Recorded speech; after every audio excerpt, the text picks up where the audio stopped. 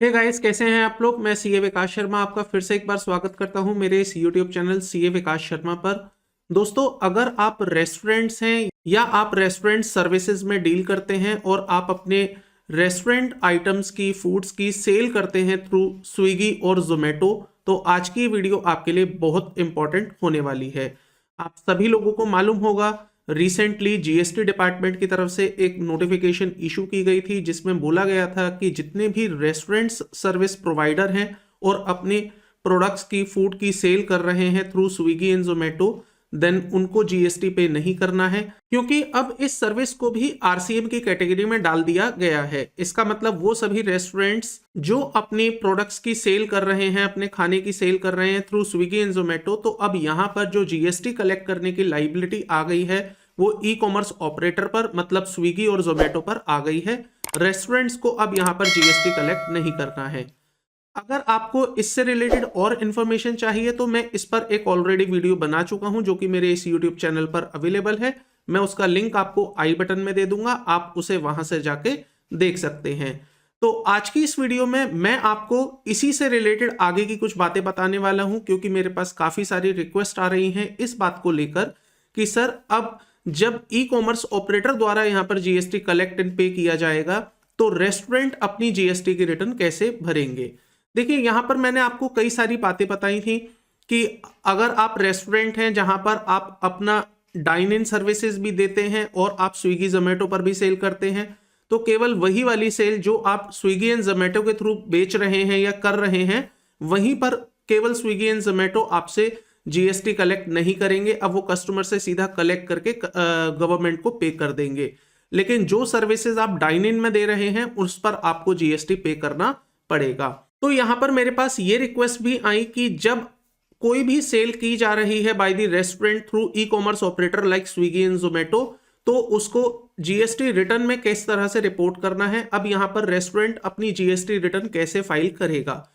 तो आइए आज की इस वीडियो में मैं आपको यही बताने वाला हूं कि एक रेस्टोरेंट द्वारा जब अपनी जीएसटीआर 1 और जीएसटीआर 3 भी फाइल की जाएगी तो उसमें वो सेल कहां पर और कैसे रिपोर्ट की जाएगी जो उसने की होगी थ्रू ई कॉमर्स ऑपरेटर, जिस पर कि ई कॉमर्स ऑपरेटर द्वारा ही जीएसटी कलेक्ट एंड पे किया गया है। तो आज की इस वीडियो को पूरा देखिएगा ताकि आपको एक एक पार्ट अच्छे से समझ आ जाए कि कैसे रेस्टोरेंट सर्विस प्रोवाइडर अपनी जीएसटीआर 1 और 3 भी भरेंगे, जो कि एप्लीकेबल हो रही है जनवरी से।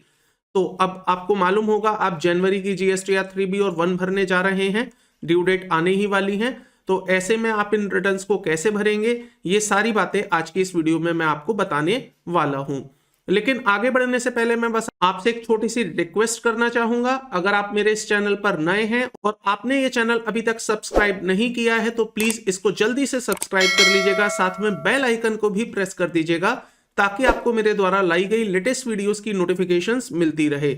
मैं अक्सर आप लोगों के लिए मेरे इस चैनल पर income tax, GST and related topics पर नॉलेजेबल एंड इंफॉर्मेटिव वीडियोस आपके लिए लेके आता रहता हूं। तो आपकी कोई भी वीडियो मिस ना हो इसके लिए प्लीज बेल आइकन को भी साथ में प्रेस कर दीजिएगा। तो आइए दोस्तों, सीधा चलते हैं पोर्टल पर। मैं आपको दिखाता हूं सर्कुलर किस तरह का आया था, यहां पर क्लैरिफिकेशंस किस तरह से दी गई हैं, और पोर्टल पर एक्चुअली में आप जीएसटी रिटर्न कैसे फाइल करेंगे, कौन सी टेबल में आपको वैल्यू दिखानी है, वैल्यू आपको मिलेंगी कहां से, वो सारी बातें आज की इस वीडियो में मैं आपके साथ करने वाला हूं। तो आइए सीधा चलते हैं पोर्टल पर। तो दोस्तों, हम आ गए हैं सीधा जीएसटी पोर्टल पर। यहां पर आइए सबसे पहले उस सर्कुलर को चेक कर लेते हैं, नोटिफिकेशन को चेक कर लेते हैं, फिर इसके बाद लॉगिन करके मैं आपको टेबल दिखाऊंगा कहां पर आप कैसे इस डेटा को फिल करेंगे और कहां पर आप इसकी रिपोर्टिंग दिखाएंगे। तो सबसे पहले आप आएंगे न्यूज एंड अपडेट्स वाले पर, जहां पर आपको सर्कुलर देखने को मिलेगा। इसमें आप व्यू ऑल पर जाएंगे। व्यू ऑल पर जाने के बाद आप यहां पर देख सकते हैं 4 जनवरी 2022 को reporting of the supply notified under section 9555 by e commerce operator, यहां पर एक नोटिफिकेशन आई थी। इसको जैसे ही आप क्लिक करेंगे तो यहां पर आपको for more detail CBIC circular दिख जाएगा 167/23/2021। इसको जैसे ही आप क्लिक करेंगे तो यहां पर कंप्लीट इंफॉर्मेशन यहां पर दे दी गई है, जिसमें मैं पॉइंट वाइज आपको बता देता हूं कि एग्जैक्टली ये सर्कुलर क्या कहना चाहता है। तो यहां पर सबसे पहला इशू जो गवर्नमेंट के सामने क्रिएट हुआ और गवर्नमेंट ने यहां पर आंसर किया है इस इशू का, that is the would e commerce operator still to collect the TCS, क्या अब भी टीसीएस कलेक्ट किया जाएगा जब ये सर्विस आरसीएम में क्लासिफाई कर दी गई है? तो क्या रेस्टोरेंट ऑपरेटर मतलब कि स्विगी और जोमेटो जो ई कॉमर्स ऑपरेटर हैं, क्या वो आपके द्वारा की गई सप्लाई पर अभी भी टीसीएस कलेक्ट करेंगे क्या? तो यहां पर गवर्नमेंट ने क्लैरिफाई कर दिया है कि अब क्योंकि ये सर्विस आरसीएम में क्लासिफाई हो गई है, अब यहां पर e commerce operator TCS collect नहीं करेंगे। तो यहां पर ध्यान रखिएगा, जिन रेस्टोरेंट्स का टीसीएस कलेक्ट किया जा रहा था अंडर द जीएसटी, वो टीसीएस अब यहां पर कलेक्ट नहीं किया जाएगा। दूसरे पॉइंट में यहां पर क्लैरिफाई किया गया है, क्या ई कॉमर्स ऑपरेटर को सेपरेट रजिस्ट्रेशन लेने होंगे? इसका मतलब क्या स्विगी एंड जोमेटो अलग से रजिस्ट्रेशन लेंगे इस तरह की सर्विसेज का? तो यहां पर क्लैरिफाई कर दिया गया है कि स्विगी और जोमेटो को अलग से कोई भी रजिस्ट्रेशन लेने की जरूरत यहां पर नहीं होगी। थर्ड पॉइंट में पूछा गया था, would the e commerce operator be liable to pay tax on the supply restaurant services made by the unregistered person? तो अगेन मैं यहां पर क्लैरिफाई कर दूं, चाहे आपका रेस्टोरेंट रजिस्टर्ड है चाहे आपका रेस्टोरेंट अनरजिस्टर्ड है, आपको दोनों ही केसेस में ई कॉमर्स ऑपरेटर द्वारा ही जीएसटी पे करवाना होगा। तो इसका मतलब स्विगी और जोमेटो के पास अगर कोई रेस्टोरेंट है जो कि रजिस्टर्ड है या ऐसा कोई रेस्टोरेंट जो कि अनरजिस्टर्ड है, यहां पर यह हमें नहीं देखना है कि रजिस्टर्ड है या अनरजिस्टर्ड है, क्योंकि यहां पर ई कॉमर्स ऑपरेटर को ही जीएसटी कलेक्ट करना है कस्टमर से और गवर्नमेंट को पे करना है। तो यहां पर e commerce operator is still liable to collect the GST and pay to the government, चाहे उसका रेस्टोरेंट रजिस्टर्ड है चाहे उसका रेस्टोरेंट अनरजिस्टर्ड ही क्यों ना हो। जो यहां पर फोर्थ इशू आया, इसमें यह पूछा गया कि जो एग्रीगेट टर्नओवर होगी इस तरह की जो कि आरसीएम कैटेगरी में आती है, क्या वो aggregate turnover e commerce operator के लिए काउंट की जाएगी या वो एग्रीगेट टर्नओवर रेस्टोरेंट के लिए ही काउंट होगी?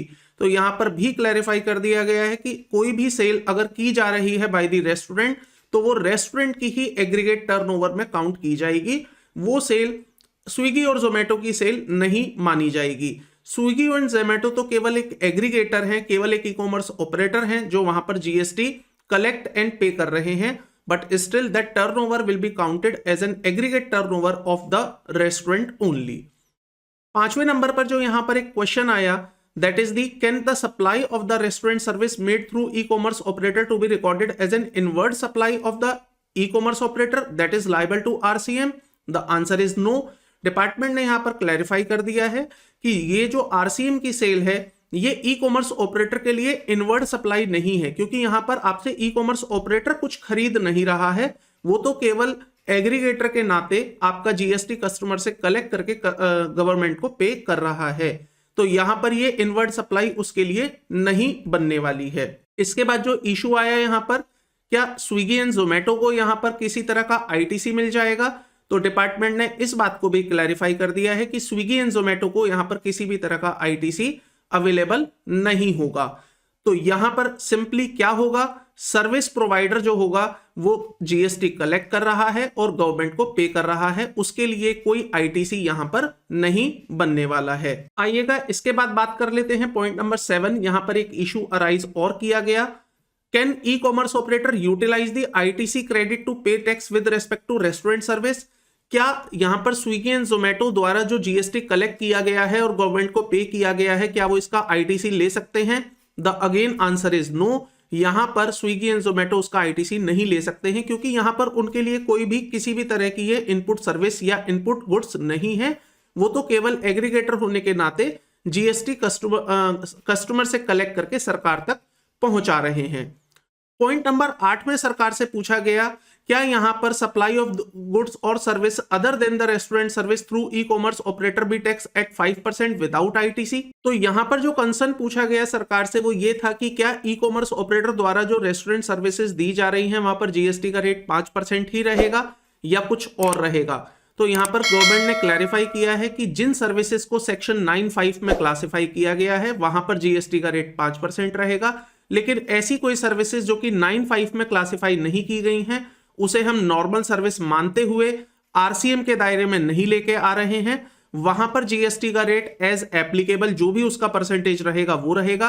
और यहां तक कि यह भी क्लैरिफाई किया गया है कि उस आइटम के ऊपर जिसे 9(5) के अंदर क्लासिफाई नहीं किया गया है उन सभी आइटम पर ई कॉमर्स ऑपरेटर द्वारा टीसीएस स्टिल कलेक्ट किया जाएगा जैसे कि पहले किया जा रहा था।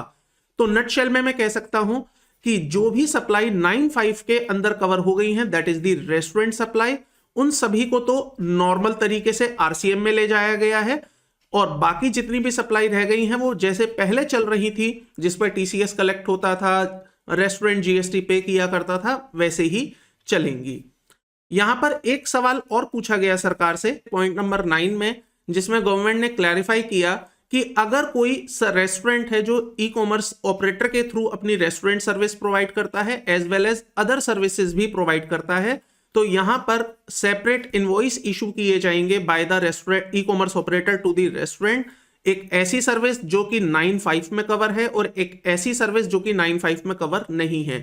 तो अगेन मैं फिर से बोलना चाहूंगा, जो सर्विसेज 9(5) में कवर हैं उस पर ई कॉमर्स ऑपरेटर की लाइबिलिटी है जीएसटी कलेक्ट एंड पे करने की, एंड वो सर्विसेज जो 9(5) में कवर नहीं है वो नॉर्मल जैसे पहले चल रही थी वैसे ही चलती रहेंगी, वहां पर टीसीएस भी कलेक्ट किया जाएगा और ई कॉमर्स ऑपरेटर द्वारा एक सेपरेट बिल इशू किया जाएगा उन सर्विसेज के रेस्पेक्ट में जो कि प्रोवाइड की गई है bye the restaurant through e commerce operator, और वहां पर टीसीएस भी नॉर्मल जैसे पहले लग रहा था वैसे ही लगेगा। दोस्तों इसके बाद एक सवाल और क्रिएट हुआ यहां पर कि ये जो रेस्टोरेंट सर्विसेज दी जा रही हैं bye the e commerce operator, इसका इनवॉइस कौन इशू करेगा। तो डिपार्टमेंट ने क्लैरिफाई कर दिया है इस बात को कि यहां पर जो ई कॉमर्स ऑपरेटर रहेगा वही इसका इनवॉइस भी इशू करेगा।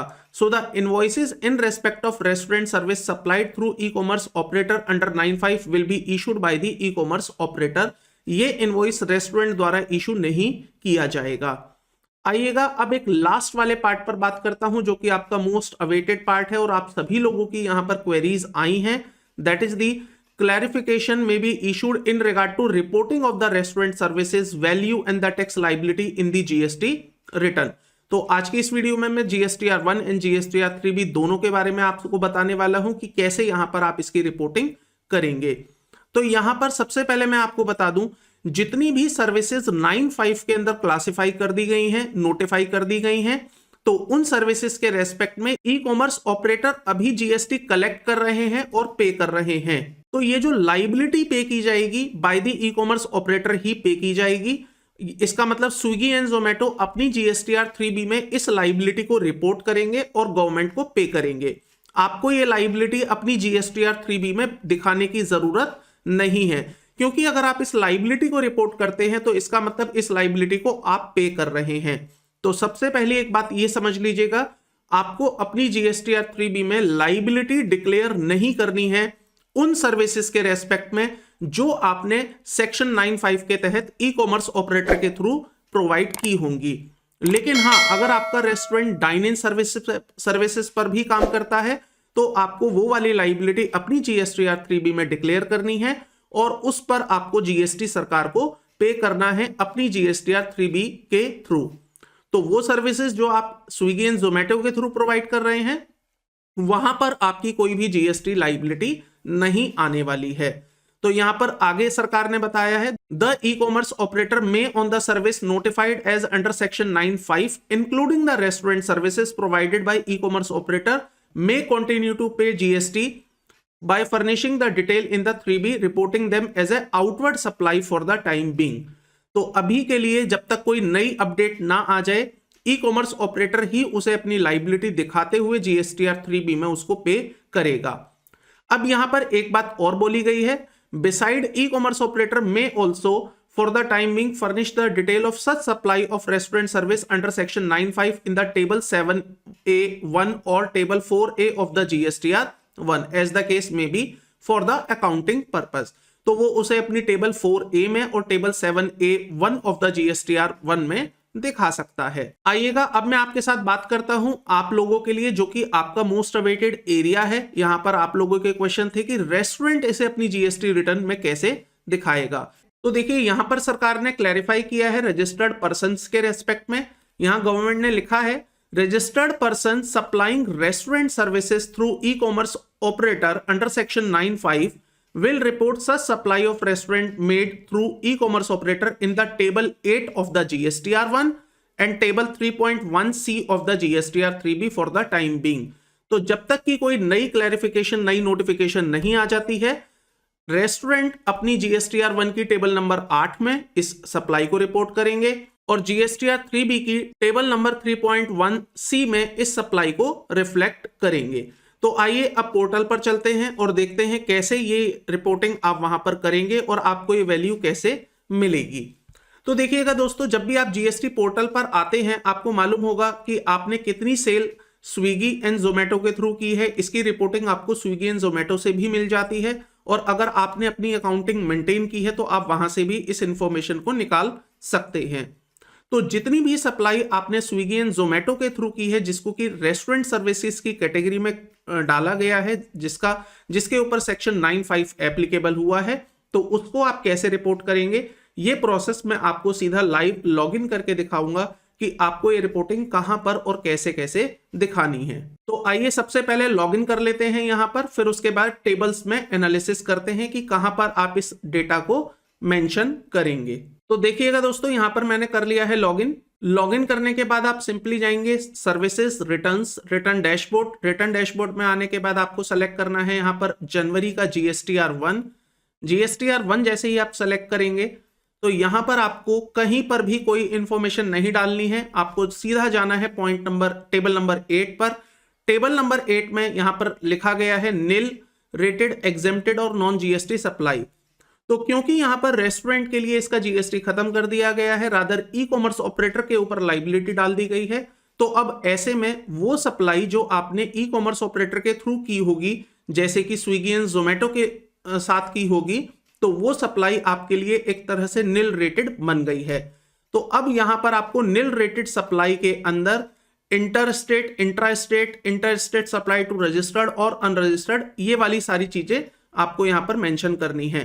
तो यहां पर आप अपनी सप्लाई मेंशन करेंगे intrastate to unregistered person, क्योंकि आपकी जितनी भी सेल है वो एक कंज्यूमर को हुई है, वहां पर B2B कोई भी नहीं है। ऐसे में आप अपनी सप्लाई मेंशन करेंगे इन दिस पर्टिकुलर कॉलम।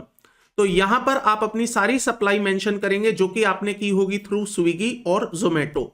लेकिन मैं फिर बोलना चाहूंगा, जो सप्लाई आपने स्विगी एंड जोमेटो के थ्रू ना करते हुए अपने रेस्टोरेंट पर करी होगी, वो अभी भी आपकी लायबल है फॉर द जीएसटी, और उस सप्लाई को आप यहां पर नहीं दिखाएंगे। यहां केवल वो सप्लाई जाएगी दोस्तों जो आपने की होगी केवल और केवल स्विगी एंड जोमेटो या इस तरह के किसी और ई कॉमर्स ऑपरेटर के थ्रू। तो वो सप्लाई को आप यहां पर दिखाएंगे और आपको इस सप्लाई को जीएसटीआर 1 में कहीं पर भी नहीं दिखाना है एक्सेप्ट दी टेबल नंबर 8A। तो आप टेबल 8A में आने के बाद इंट्रा स्टेट अनरजिस्टर्ड पर्सन वाले कॉलम में इस सप्लाई को रिपोर्ट करेंगे। इसके बाद आप अपनी जैसे नॉर्मल जीएसटीआर 1 फाइल करते हैं वैसे ही फाइल करेंगे, इसमें और कोई नया चेंज आपके लिए नहीं आया है। आइए अब मैं आपको बताता हूं जीएसटीआर 3B में आप कैसे रिपोर्ट करेंगे। तो यहां पर मैं अगेन जनवरी मंथ का जीएसटीआर 3B सेलेक्ट कर लेता हूं। 3B में आने के बाद आप देखेंगे तो यहां पर आप जब रिटर्न भरेंगे आपके सामने आएगा टेबल नंबर 3.1। टेबल नंबर 3.1 में आने के बाद आपको यहां पर देखेगा एक point number C, other outward supply nil rated और एग्जेम्प्टेड। तो यहां पर आपको वो पूरी की पूरी सप्लाई जो आपने स्विगी एंड जोमेटो या सिमिलर ई कॉमर्स ऑपरेटर के थ्रू की होगी वो आप यहां पर रिपोर्ट कर देंगे। तो केवल ये 2 कॉलम हैं जहां पर आपको रिपोर्टिंग करनी है। फिर से बता देता हूं, जीएसटीआर 1 में टेबल नंबर 8 और जीएसटीआर 1 में टेबल नंबर 3.1 का कॉलम नंबर C, यहां पर आप इस अमाउंट की रिपोर्टिंग करेंगे उस सेल की जो आपने रेस्टोरेंट सर्विसेज प्रोवाइड करी होंगी थ्रू ई कॉमर्स ऑपरेटर। तो यहां पर इस तरह से आप इसकी रिपोर्टिंग कर पाएंगे। अब रही बात कैलकुलेशन कैसे होगी, तो कैलकुलेशन आप अपने अकाउंटिंग रिकॉर्ड से भी ले सकते हैं, कैलकुलेशन आप स्विगी एंड जोमेटो की रिपोर्ट से भी ले सकते हैं कि आपने एग्जैक्टली कितने अमाउंट की sale through Swiggy and through Zomato की है या ई कॉमर्स ऑपरेटर के द्वारा की है, और उस अमाउंट को आप यहां पर रिपोर्ट कर पाएंगे। बाकी आपकी जीएसटीआर 1 नॉर्मल तरीके से चलेगी जैसे पहले चल रही थी, आपकी जीएसटीआर 3B भी जैसे पहले चल रही थी वैसे ही चलेगी। अगर आप प्योरली एंड प्योरली ऐसे रेस्टोरेंट हैं जो केवल ई कॉमर्स ऑपरेटर के थ्रू सप्लाई करते हैं, तो आपकी केवल इन 2 कॉलम्स के अंदर रिपोर्टिंग आएगी, इसके अलावा आपको कोई और रिपोर्टिंग यहां पर नहीं करनी होगी। तो इस तरह से आप अपनी GSTR 1 एंड 3B फाइल कर पाएंगे। आई होप आपको ये पूरा प्रोसेस क्लियर हो गया होगा। और अगर आपकी कोई भी क्वेरी अगर रह गई है जिसको मैं आंसर नहीं कर पाया हूं, तो आप मुझसे डायरेक्टली मेरे phone number, email ID, WhatsApp पर कनेक्ट हो सकते हैं, या आप मुझसे अपनी क्वेरी पूछ सकते हैं यूट्यूब के कमेंट बॉक्स में, या आप मुझसे डायरेक्टली कनेक्ट हो सकते हैं इंस्टाग्राम और फेसबुक पर। मैं आपकी हर तरह की क्वेरी को डेफिनेटली आंसर करता हूं। दोस्तों, अगर आपको आज की वीडियो पसंद आई है तो प्लीज वीडियो को लाइक कर दीजिएगा, साथ में चैनल को सब्सक्राइब जरूर कर लीजिएगा और बेल आइकन को भी प्रेस कर दीजिएगा ताकि आपको मेरे द्वारा लाई गई लेटेस्ट वीडियोस की नोटिफिकेशंस मिलती रहे। मैं अक्सर इसी तरह की वीडियोस आपके लिए लेके आता रहता हूं। आज की वीडियो में केवल इतना ही था दोस्तों। जल्द ही मिलता हूं आपके साथ नेक्स्ट वीडियो में नेक्स्ट टॉपिक के साथ। तब तक के लिए थैंक यू, बाय बाय।